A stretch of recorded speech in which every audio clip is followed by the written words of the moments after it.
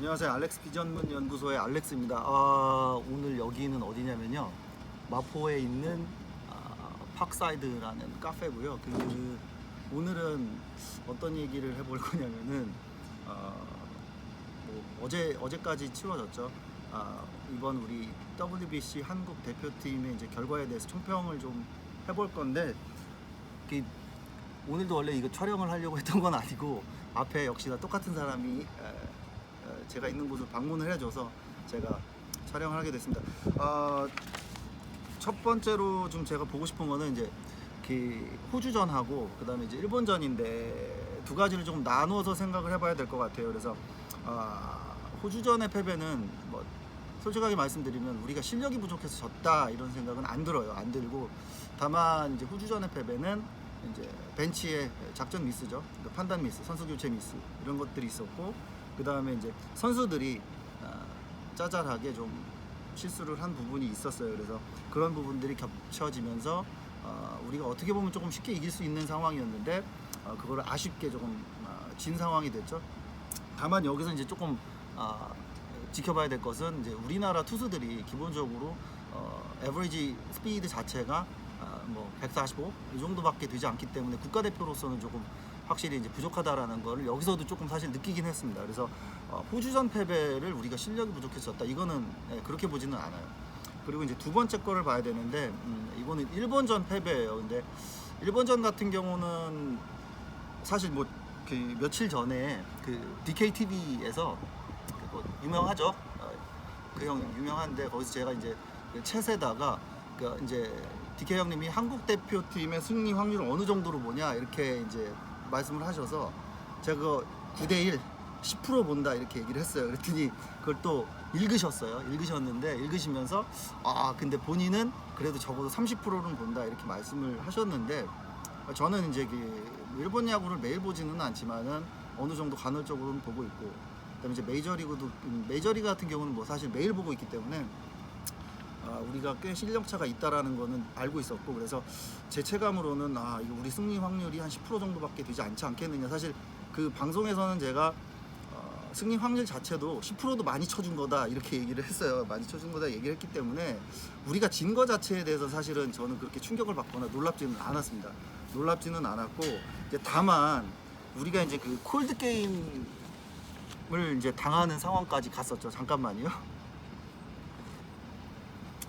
콜드 게임까지 당하는 상황까지 갔었는데, 이제 마지막 그 일본 타자가 친 공이 펜스 앞에서 다행히 잡혔어요. 그 투아웃이었고 풀베이스였죠. 풀베이스였는데 잡혀서 만약에 그 공이 넘어갔다 그러면은 13점 차로 졌겠죠. 그래서 그거에 대한 이제 충격은 좀 있어요. 그러니까 있다는 거는 뭐 패배에 대한 충격이 있다기보다 제가 생각했던 것보다도 훨씬 더 이 한국 야구와 일본 야구가 많이 벌어졌구나. 그러니까 우리나라가 퇴보했다라고 생각하지는 않고요. 우리나라가 이제 우리 리그 그대로 이제 계속 지속적으로 해왔다고 하면은, 일본은 그동안 이제 발전을 꽤 많이 해온 거죠. 그래서 지금 일본 투수들 뭐 선발 뭐 유 다르비슈도 마찬가지고요. 뭐 유명한 선수니까. 그다음에 중간에 나왔던 개투들 다 마찬가지로 지금 뭐 150km를 나오지 않는 선수들이 없어요. 그래서 뭐 메이저리그 기준으로 보면은 95, 96, 뭐 95, 96마일 뭐 이렇게 나오는 거죠.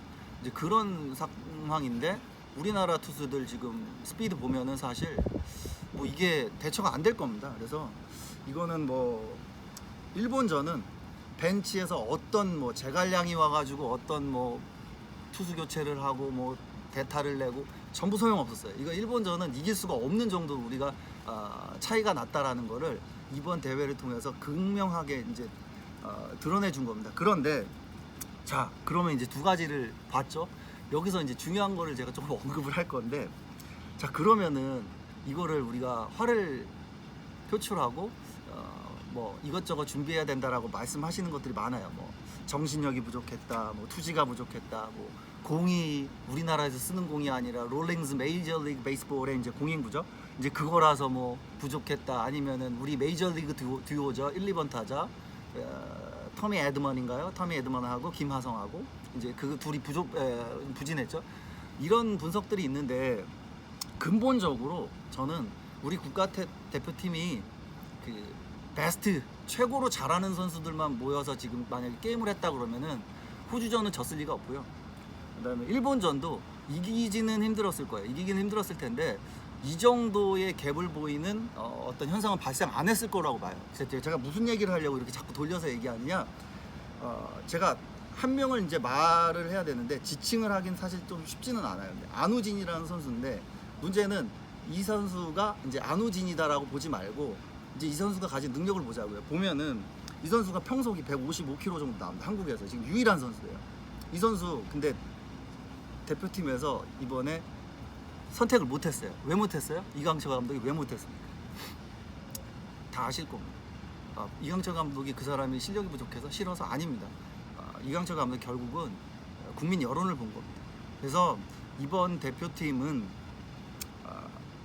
우리 국민의 여론을 반영해서 대표팀이 꾸려졌고, 그렇기 때문에 최강의 대표팀은 아니고, 그렇기 때문에 이런 결과가 나왔고 물론 예상보다 더 참혹한 결과가 나왔는데, 그거를 과연 그걸 반대하셨던 분들이, 저도 물론 다 찬성하는 거는 아니에요. 다 찬성하는 건 아닌데 반대하셨던 분들이 과연 정말 신랄하게 비판하실, 뭐 그것도 개인의 의견이니까 그러실 수는 있는데 그런 부분들이 많이 아쉬웠다. 그래서 이번 대표팀이 베스트는 아니었다고 제가 보고요.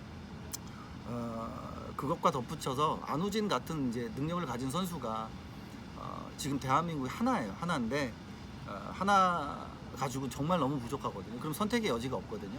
그러지 않고 각 팀에 뭐 적어도 한 명까지는 아니더라도 뭐 한 0.8명 이 정도는 돼서 좀 우리가 선택할 수 있는 폭이 생겼으면 좋겠는데 그거 사실 쉽지 않아요. 쉽지 않고 뭐 이런 일도 있었죠. 이게 한 달 전인가요? 뭐 2달 전인가 이제 추신수 선수가 이제 미국 댈러스에 있는 이제 지역 라디오 케이블에서, 잠시만요. 지역 라디오 케이블에서 이제 나와서 이제 그런 인터뷰들을 했어요. 뭐 언제까지 뭐 김광현, 양현종이냐, 그리고 안우진도 좀 어느 정도 기회부여 받는 것이 좋지 않겠냐는 취지였고, 그다음에 한국 사회는 용서가 좀 쉽지 않은 사회인 것 같다라고 얘기했는데 이제 거기에 이런 부분이 있어요. 어떻게 네가 그런 말을 할 자격이 있냐. 근데 이게 기본적으로 저는 접근 자체가 좀 잘못된 게, 그 메시지를 뭐 개인이 누군가 다 내잖아요. 개인의 의견들이 다 다를 수 있고 메시지를 내는데 이게 그 메시지가 마음에 안 드시는 분들이 보통 좀 하시는 오류라고 해야 될까요? 아니면 알면서 공격하는 방식일 수도 있는데 메신저 공격을 합니다. 그래서 메신저 뭐 추신수의 이제 아주 오래전 얘기죠. 미국에서 이제 뭐 음주운전 그 건이 있었는데 그 건을 이제 가져오고 뭐 국가대표를 많이 이제 나오지 않은 부분, 사실 그것도 이야기를 들어보면 이제 개인적인 사정들이 있긴 해요. 그러나 대부분은 모르시는데 이제 그걸 가져와서 이제 국가대표나 이제 예를 들면 안우진 건에 대해서 말할 자격이 없는 사람이다라고 일단은 낙인을 찍어서 공격을 해요. 이게 모르겠습니다. 이것도 제 개인 사견인데 어느 정도는 이게 마녀 사냥식 프레임이거든요. 프레임이고, 그러니까 내용 자체를 가지고 이야기한다, 그거를 어떤 정도의 객관화시켜서 비판을 한다, 그거 수용할 수 있겠는데 모든 부분이 다 이렇게 된다고 하면 쉽지 않을 것 같습니다. 사실 뭐 결론적으로는 상당 부분 이제 추신수가 이야기했던 의견들이 다시 한번 생각해 볼 만한 상황이 됐고, 또 이강철 감독도 뭐 이제 전술적으로 미스난 부분은 있는데 기본적으로 본인이 그 짐을 지고 안우진 선택할 수 없었기 때문에 대표팀을 베스트로 가져갈 수 없었고, 이거 제 생각에는 축구 대표팀의 이제 히딩크 감독이죠. 히딩크 감독처럼 이제 국내 여론 전혀 신경 안 쓰고 마이웨이 해서 그냥 실력대로만 선수 뽑고 그렇게 해서 성적 내겠다, 그리고 아니면 난 떠나겠다, 이런 마인드 아니면 사실 야구 국가대표팀도 베스트를 뽑기 어려운 실정인데 누가 그거 마녀사냥 당해가지고 이리 물리고 저리 물리고 뜯기고 지금 안 뽑고 결과 이렇게 나온 것만 가지고도 난리인데 현실적으로 너무 어려운 부분인 것 같아요. 그리고 조금 볼게요. 제가 뭐 사실 콘티 없이 그냥 가기 때문에 항상 그래서 결론은 뭐냐, 생각보다 우리가 일본하고 실력 차이가 있었던 건 맞아요. 그러나 그 부분을 이제 그냥 아쉬워하기보다는 과거에 이제 승리들이 있었죠. 뭐 이승엽이나 박찬호나 이제 엘리트 이제 선수들이죠. 그런 선수들이 중간 중간에 툭툭 튀어나와서 우리가 이변이라고 연출하는 이제 상황을 연출해서 일본을 이제 꺾어왔던 기억들이 몇 차례 있어요. 이제 그런 기억이 있기 때문에 그 기억이 우리가 일본하고 격차가 그렇게 크지 않다라는, 어떻게 보면 조금은 잘못된 생각을 가지고 있지 않았을까라는 생각이 듭니다. 여러분 그거 아세요? 이번 일본 뭐 한일전 포함해서 일본 대표팀 지금 그 일본의 시청률이 대략 45% 정도 나와요. 지금 우리나라에서 이렇게 45% 찍는 거는 국민 드라마 있죠. 국민 드라마. 이게 무슨 얘기하는 거냐면은 일본은 야구의 나라인 겁니다. 한국은 드라마의 나라예요. 이게 어떻게 이런 한국 국가대표팀이 일본 대표팀하고 비등하게 경기해서 우월하게 게임을 이끌어 간다? 이거 인프라 자체가 사실은 쉽지 않은 얘기고요. 우리는 그 이제 엘리트 스포츠인 몇몇이 이제 좋은 결과를 이끌었던 기억이 있었던 거고, 이번에는 그런 선수가 존재하지 않았기 때문에 진 겁니다. 이거를 아예 근본부터 개선을 하려면 뭐 이제 야구인들이 막 이 얘기 저 얘기 하더라고요. 중학교 고등학교 때 지금 현재 나무 배트로 되어 있는 거 알루미늄으로 다시 돌려야 된다. 그거 찬성입니다. 예. 그거에 관해서 이제 논의하시는 거는 박찬호 해설위원이나 박용태 전 선수죠가 이야기한 게 있어요. 그거 가서 찾아보시면 될 것 같고요.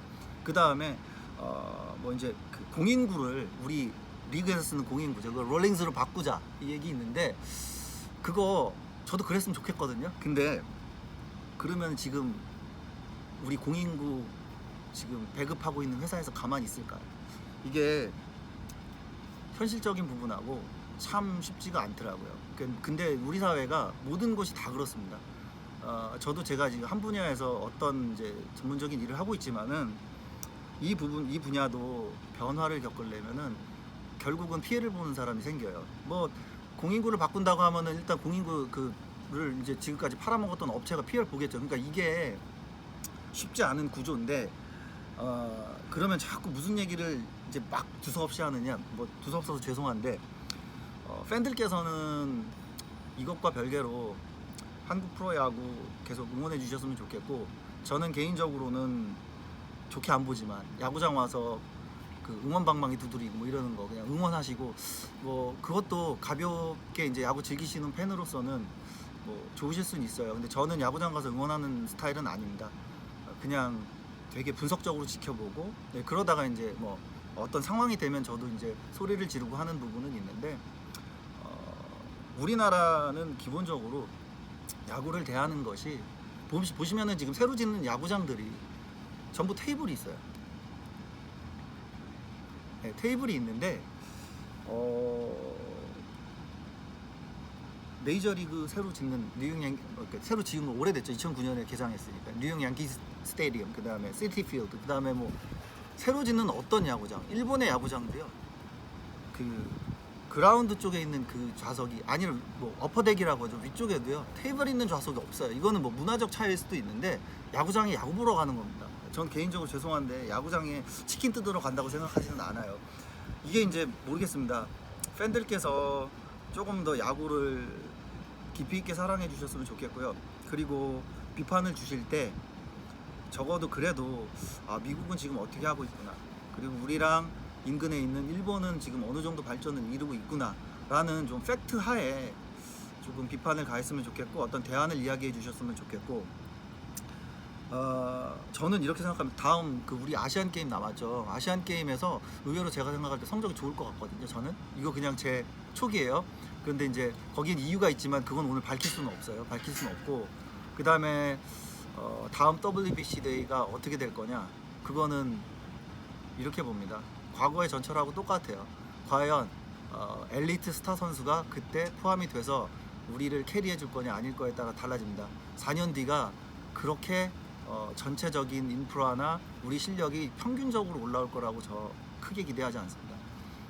이게 현실이고, 그 부분은 어느 정도 인정해 주셨으면 좋겠고, 우리가 한국 야구가 우물안 개구리인 거 맞는데 그 우물안이라 우리끼리 즐겁게 잘 지내자기보다는 문제점이 파악이 됐으니 야구인들도 그리고 팬들도 조금은 다른 시각으로 우리 야구를 접했으면 좋겠다는 생각이 들고요.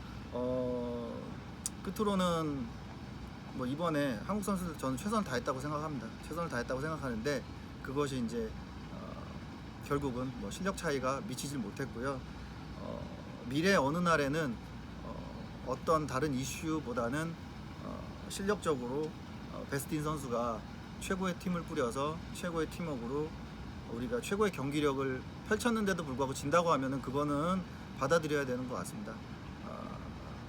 그렇지 않으면 이제 우리가 또 승리하겠죠. 그래서 한국 야구가 어쨌든 오히려 이번을 계기로 하향선을 긋는 게 아니라 다시 좀 태어날 수 있는 계기가 됐으면 좋겠어요. 그래서 네, 제 이야기는 뭐 그렇네요. 결론이 뭘까요? 결론은 카르텔을 깨부시는 건데 그게 쉽지 않을 겁니다. 네. 그러나 누군가는 지금도 그 일을 하고 있다고 생각을 하고요. 앞으로 시작되게 될 한국 KBO 리그 파이팅이고 할 수 없지만 SS 랜더스 파이팅, 그걸로 끝내겠습니다. 감사합니다.